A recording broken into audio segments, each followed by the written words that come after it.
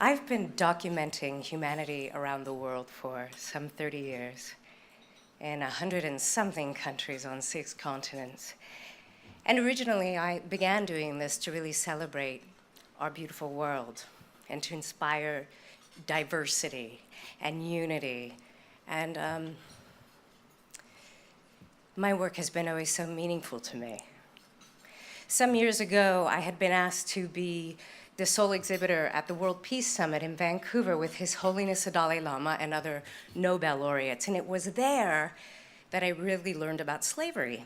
I mean, I knew about it to some degree, but I had no idea that at that time there were some 27 million people enslaved. And that was, I believe, in 2009. And the information sort of hit me like a freight train. I felt a couple things. One was absolute devastation that this was still occurring in our world. And the other was, I think I had this sort of anger at myself because my entire career is, based on being present with others and observing people, and yet I completely missed it. I had trouble sleeping after I learned about this, and I actually flew down to Los Angeles a couple weeks later, and I met with an organization called Free the Slaves, and I offered my help. And I was coming from the premise that, I think we all have something to give in our world. I think we all get to play a part in this eradication of atrocities in our world, and especially slavery now. And what I knew I could do was photograph somebody, and no matter how dire or dark the situation, I knew that I could photograph their dignity.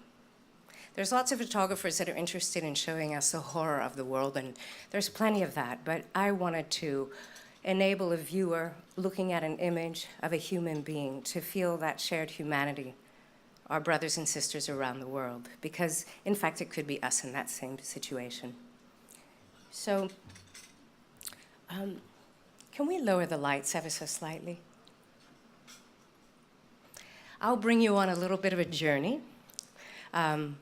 regarding my work on the front lines. And it's interesting really, because I'd been to a lot of these places before. Some of them were even like second homes to me, India, for example.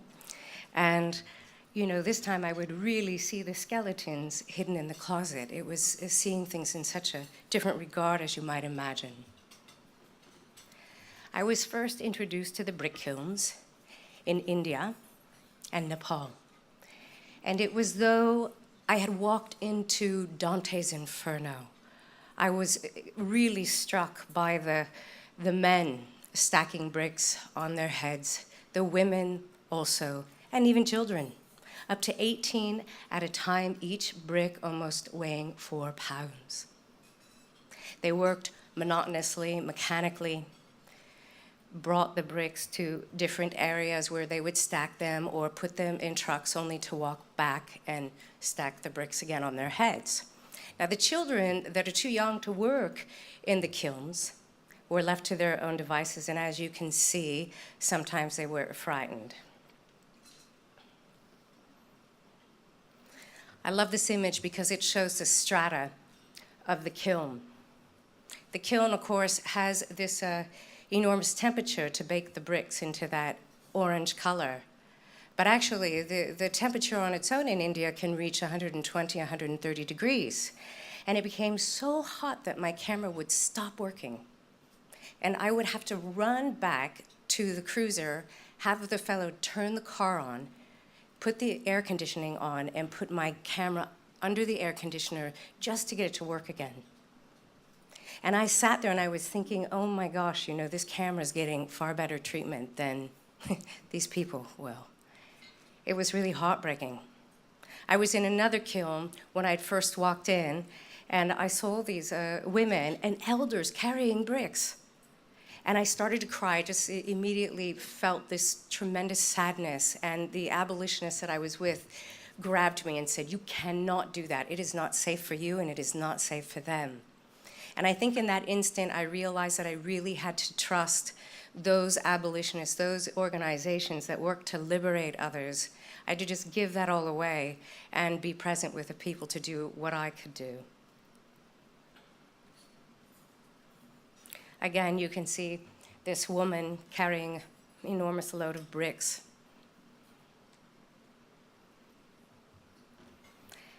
Now, as they work, of course, they're breathing in all of this dust. Of course, they don't have any medical treatment. They have no rights. They're working so many hours a day, 16 hours a day, 18 hours a day, without breaks. You know, they're dehydrated. And they just continue to go at it. You could see on this one, like, just the enormity of bricks that they're carrying. This one sums it up to me because you just see the endlessness of it, just the endurance of having to do this marathon of work every day, 6 days a week, sometimes 7. On Lake Volta in Ghana, there's tens of thousands of children that are enslaved on the lake.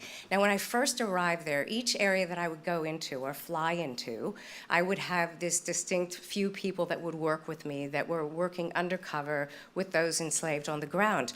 And I asked when we arrived, do you think we could just drive down to the lake? I want to have a look to see what it all looks like. And this is my first glimpse. And I said, oh, that's nice, you know, look at those folks still out there fishing. And he said, no, Lisa, those people are enslaved. And I think in that instant, I had a little forgiveness for myself because I realized that really slavery can hide in, you know, plain sight. It's just hidden right in front of you without you knowing it. I met these kids at about 5 in the morning. They'd been working since 1 a.m. pulling in these great nets. Now, when the nets are full, the nets can weigh up to 1,000 pounds. And you see this wave of children pulling in nets and a few older ones that manage them. This fellow, as an example, was enslaved when he was young, but now that he's a little older, he is really the one managing the young ones. And since he was treated with such harshness, he sort of passes that on to the young children that he manages. When they return to the villages, they then have to do more domestic work. They don't get to rest or play. And not only that, but they spend so many hours a day in the water that they frequently get these skin ailments, like you see here. The thing that really struck me was that these children who are forced to work on this lake are not taught how to swim. Now, if you can imagine being stolen away from your family, removed from everything familiar to you, sold to a stranger who treats you harshly, forced to work on a lake countless hours a day, and you don't know how to swim. Every kid I met there and had an opportunity to speak ever so briefly to knew another child that had actually drowned.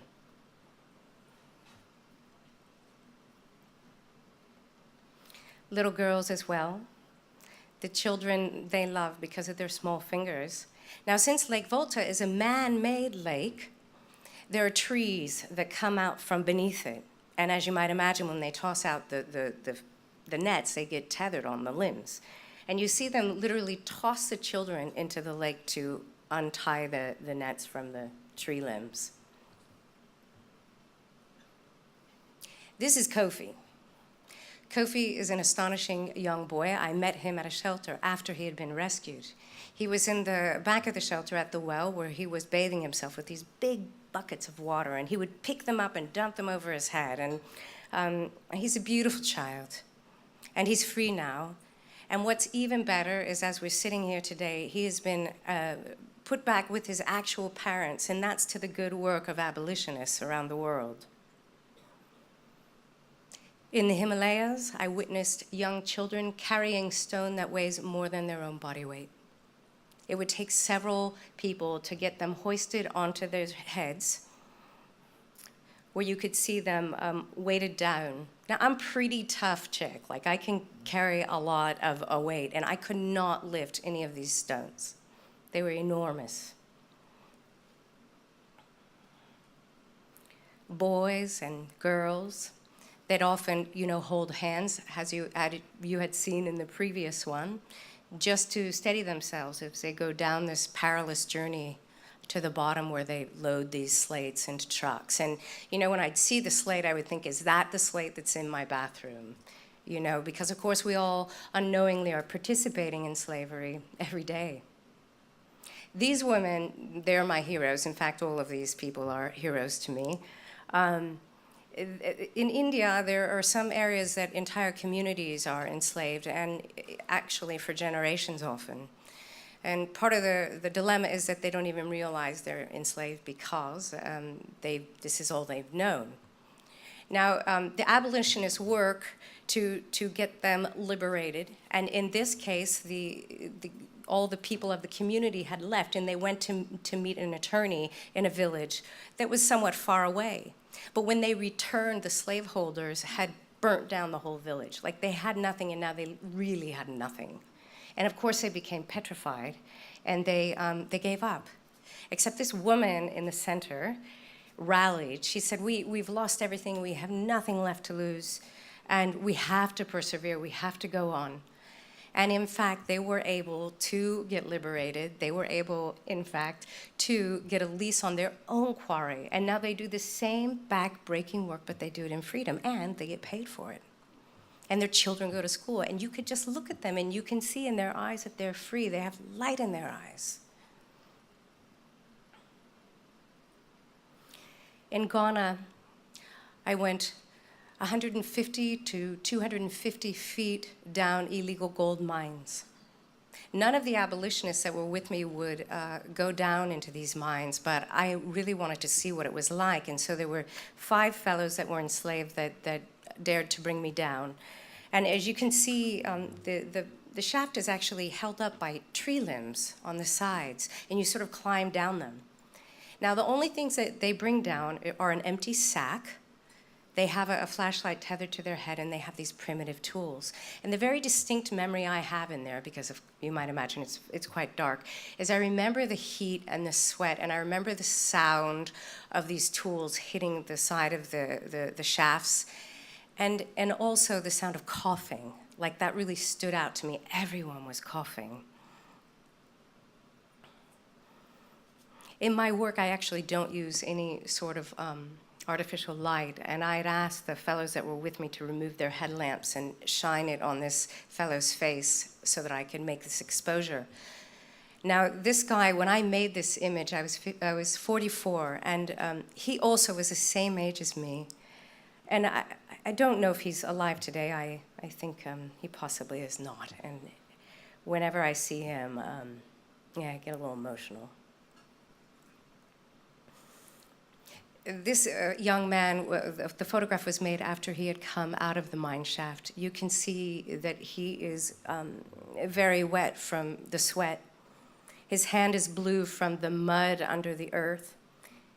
Here you see them coming out of the mine shaft, soaking wet. I remember seeing them. You'll notice the sweat on their body, but you also see their jeans are soaking wet. It was bloody hot in that shaft. Now imagine that they're down there not 24 hours, but 48 and 72 hours at a time. And could you imagine coming back up the mine shaft when you're so tired and exhausted, and that bag, when you went down that was empty, is now full of stone that weighs so much, and they have to climb up that shaft. And of course, people fall to their peril, and they're easily replaceable.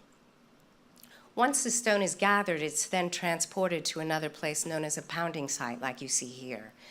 And they put them in big metal buckets, and they pound them with these steel poles. This fellow, of course, is like a great Adonis. You see these guys, they're very strong, but I can tell you that in not very many years, they deteriorate. Many of them become ill from breathing in that horrible dust all day for so many hours every day. Children, too, pounding. Another type of mining is done in the water.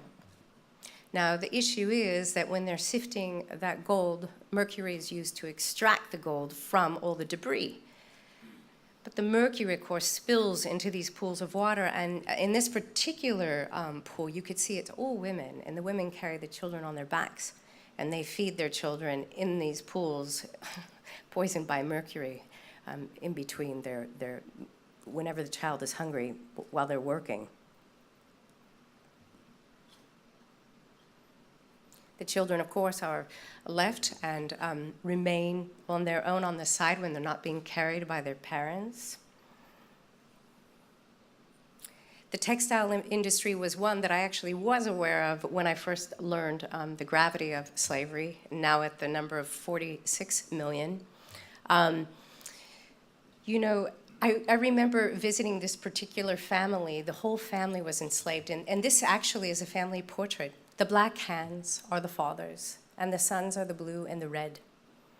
I remember having a conversation through the translator, and they knew that they were enslaved. And I remember them saying that when they were looking forward to a time when they would be able to do their work, because they valued their work, but they wanted to be paid for it. They wanted to be recognized in that fashion.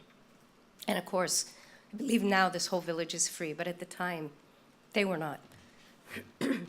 For a few years after I left. This gentleman was enslaved over a debt of $18, 20 plus years ago.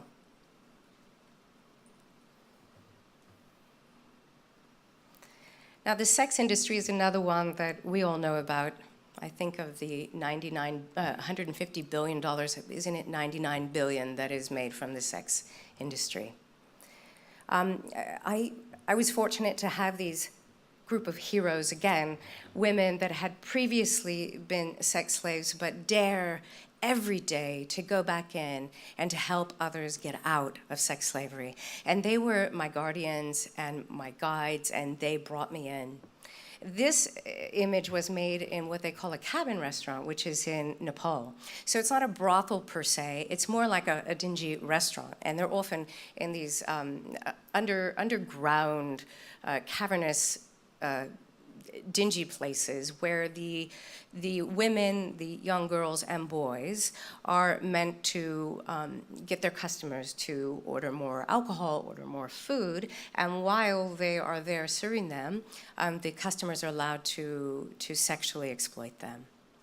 Now, you can see there's a hallway that goes down, and it's separated by little plywood and curtains. And each room has a small table and a little mat. And when I went in there, I remember going down, there was only one entrance, and there was a window in the back, but it was super small, and there was no way anybody could get out of it. And I remember having this really quick, hot flash, like just fear coursing through me, because I had this idea that, oh my gosh, if anybody walks in right now, there's nowhere for me to go. And then all I had to do was think of, wow, these people have no possibility of getting out. And I remember then my fear dissolved, and I just grabbed my camera and started working. Sonagachi, as many of you may know, is the largest brothel in India, perhaps certainly one of the largest in the world.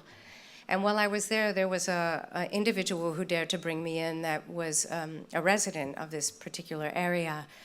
And so he couldn't be acquainted with me and would have to walk way ahead of me, and I'd have to follow him through this maze of tiny alleys and streets until he would sort of jump into a small doorway and go upstairs, and then I'd follow him.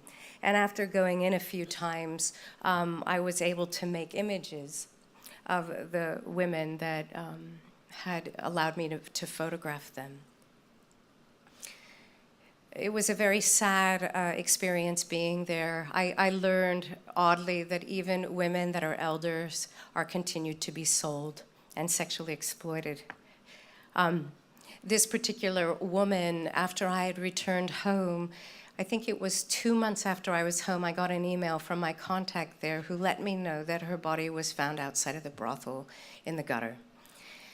And what was really sad about it, despite the obvious, is that it was never looked into. No investigation was ever made. And she was forgotten, but not by me, and hopefully not by all of you here. I remember doing this work and showing the work, and when I was home in the US where I reside, I would hear this common judgment, which was, oh, well, slavery happens, in these countries, and those governments and these perilous, ridiculous judgments. And I actually have done all of my work abroad in the world, but I had never done one in my own country. So the first project I did was in Washington, D.C., at the foot of the embassies.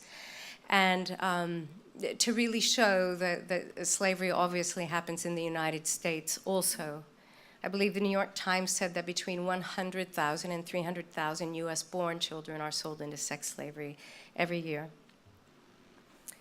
Tina Front is a dear friend of mine who was previously a sex slave also, and now she runs Courtney's House, where she, like these other women, risks her life to go out and take minors off of the streets that have been trafficked. But the difficult thing is, as many of you may know, is that when she brings them into safe harbor, the trauma of what these young girls have been through is so devastating to them that it's constantly replayed in their mind when they go to sleep, and it's so painful that they will escape the safe house and go right back to where they were trafficked, because it's almost like just being in it and being in the reality is easier than the nightmare of it reoccurring in their brains. It's super sad. This is my friend Holly Smith. Holly was sexually exploited and taken as a sex slave when she was 14 years old. In the United States, one of the hottest beds for recruiting young girls are middle America shopping malls. So she's there with all of her friends, and of course, there's an attractive man ever so slightly older than her, but not too much, who's well-dressed, and they start a rapport, and the rapport gains enough trust from these young girls that they trust them and go with them.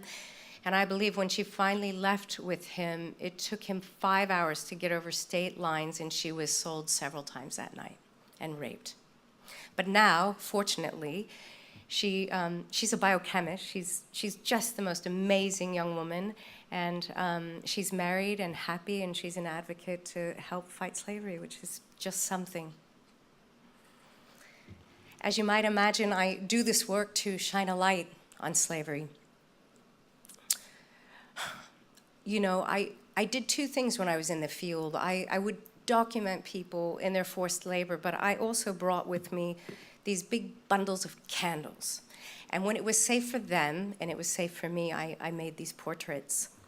I had my translator tell them that their image would be seen, that people like yourselves would see them, and that I wanted them to know that I would tell their stories, and that I would hope that all of us will do something in our own way to help them.